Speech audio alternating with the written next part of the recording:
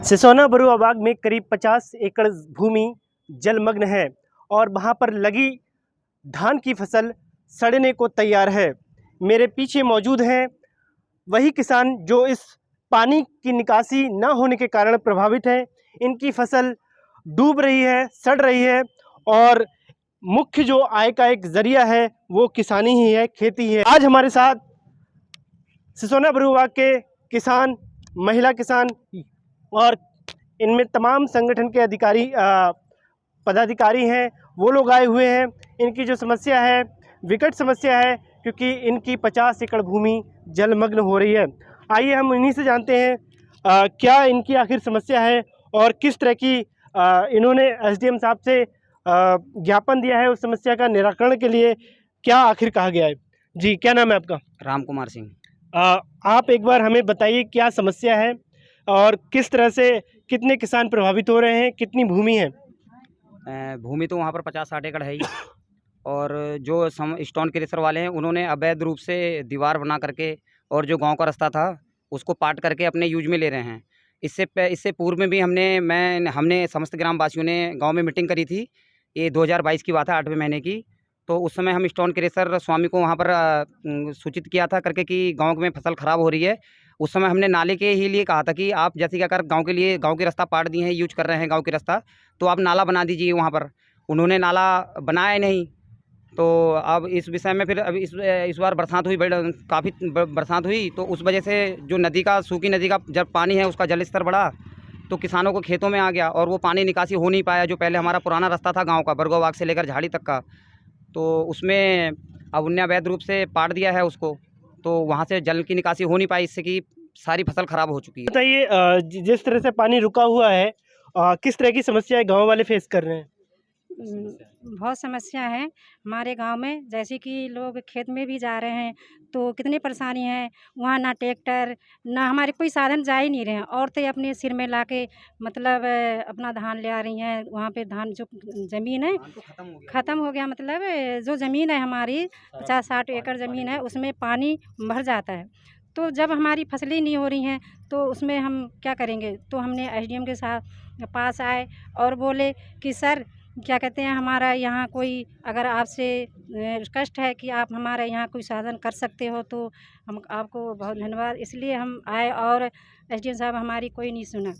तो अब हम दोबारा मीटिंग में आए हैं। सर से यही रिक्वेस्ट है कि अगर हमारी जो रोटें पुरानी हैं तो वो रोटें हमें पुरानी सही कर दो और बाकी जो हमारे यहाँ खेतों की तरफ पानी रुक रहा है नहीं तो उसका विकास कर। महिला होने के नाते आप इस समस्या को कैसे देखती हैं कि आपकी फसल जो है पूरी डूबी पड़ी है, उसको आप कैसे देख रहे हैं? सर, मैं आपको बताना चाहूँगी कि मतलब वो हमारा एक ही खेत था और खाने के लिए कुछ है नहीं। तो ये कहना चाहूँगी कि अगर पानी की निकासी हमारी होती, जो पुरानी निकासी थी, अगर वो निकासी होती तो वो खेत आज सही सलामत उसमें किसानी हो रही होती। तो अब उसका हर्जाना भी चाहिए और हमारा खेत तो है ही। मतलब इतने जो एकड़ ज़मीन है, 50 एकड़ ज़मीन है, तो उसके पानी की निकासी से ही उसकी समस्या हो सकती है। इसलिए हम लोग यहाँ पे आए हैं एसडीएम ऑफिस में कि इस एप्लीकेशन को देने कि मतलब जो पानी की निकासी के लिए जो रास्ता था तो वो रास्ता खुलवाया जाए। जो अवैध तरीके से मतलब बंद किया गया है तो वो खुलवाया जाए और बस हमारी तो यही समस्या। मेरे साथ ग्राम प्रधान हैं कुलदीप जी, उनसे जानते हैं आखिर पूरा माजरा क्या है, क्या समस्या है और किस तरह का आश्वासन तुषार सैनी के द्वारा एसडीएम जो है हमारे उनके द्वारा आपको दिया गया है। आप ये बताइए एक बार समस्या बताइए और इस समस्या का निदान प्रशासन द्वारा कब तक किया जाने को लिए कहा गया है? जी, समस्या जो जैसा सभी भाइयों ने बताया ही है कि जो जल भराव है जिससे कृषि भूमि सारी नष्ट हो रही है। और जल भराव का कारण है जितने क्रेशर्स हैं, पहले ये सारी लैंड खुली होती थी क्योंकि नदी है, पीछे बैगुल नदी है, तो उसका पानी जो बाढ़ का पानी आता है वो बहाव से सारा निकल जाता था।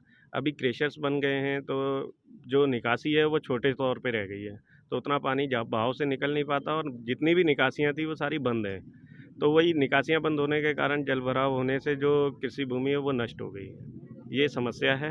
इसका निवारण जो बताया एसडीएम साहब ने, ये कहा है कि हम एक जॉइंट कमेटी बना के उसमें सर्वे कराते हैं कि कहाँ कहाँ पे निकासियाँ बंद हैं उन निकासियों का सर्वे कराकर जो निकासियाँ खुल सकती हैं वो सारी उचित तौर पे तुरंत खोलकर उनको जो है फसल को जो है नष्ट होने से बचाया जाएगा और महामारी भी जिससे ना हो सके। जब आप लोगों के द्वारा पहले स्टोन क्रेशर मालिकों से शिकायत की गई, उन्होंने क्या कहा इस समस्या को लेकर आपकी?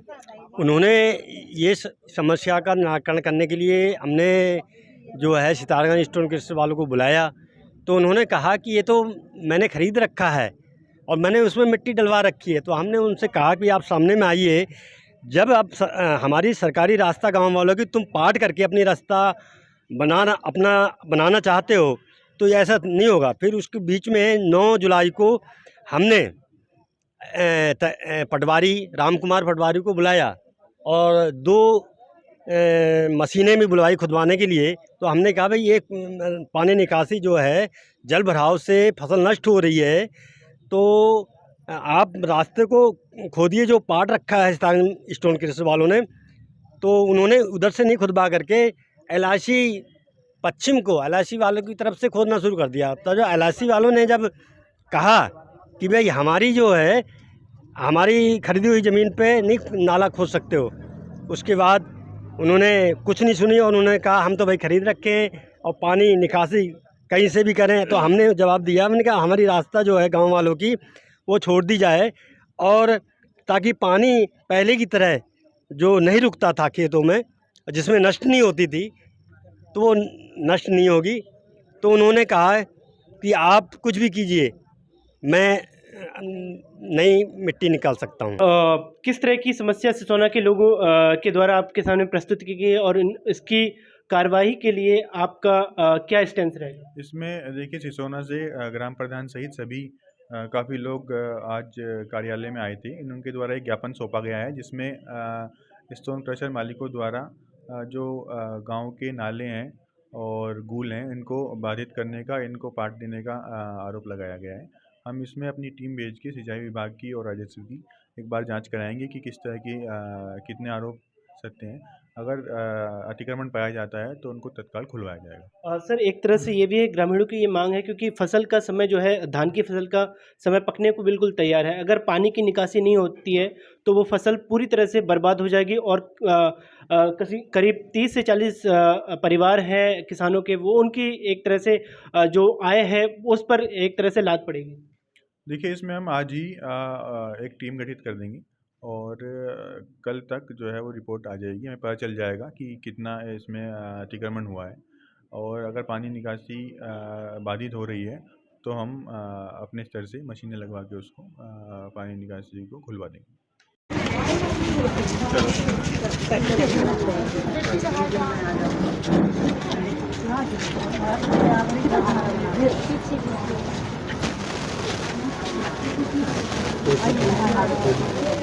सर एक बाइट